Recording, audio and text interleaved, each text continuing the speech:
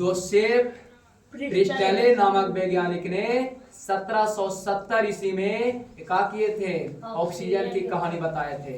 उन्होंने बताया था कि किसी पदार्थ को जलने के लिए उसका ऑक्सीजन का होना जरूरत है, समझे। फिर उसने एक चूहा पर प्रयोग भी किए थे। किस पर? चूहा पर। चूहा पर प्रयोग करने के बाद उन्होंने बताए थे कि किसी भी जीव को जीवित रहने के लिए ऑक्सीजन का होना बहुत जरूरत है, समझे।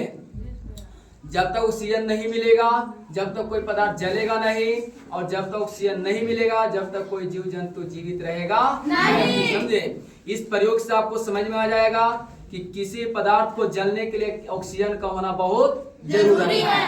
आपके सामने मोमबत्ती जला दी है, मोमबत्ती आपको क्या हो रहा है, जल रहा है कि नहीं। लेकिन जैसे इसको क्या किया जाएगा, इस जार से ढक दिया जाएगा। शीशा क्या है, शीशा किस लिए लाए कि आप लोगों को क्या होगा, दिखाई देगा, समझे।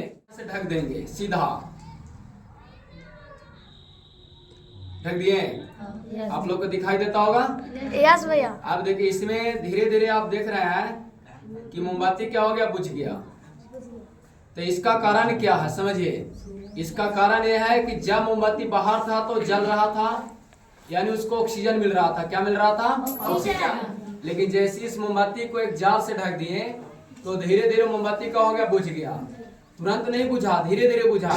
इसका कारण कि जब तक उसमें ऑक्सीजन की मात्रा था तब तक जला, और जैसे ऑक्सीजन की मात्रा कम गया, खत्म हो गया, तो क्या हो गया, बुझ गया। तो इस प्रयोग को कौन बतलाए थे?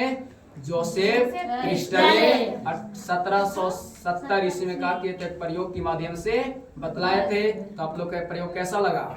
अच्छा।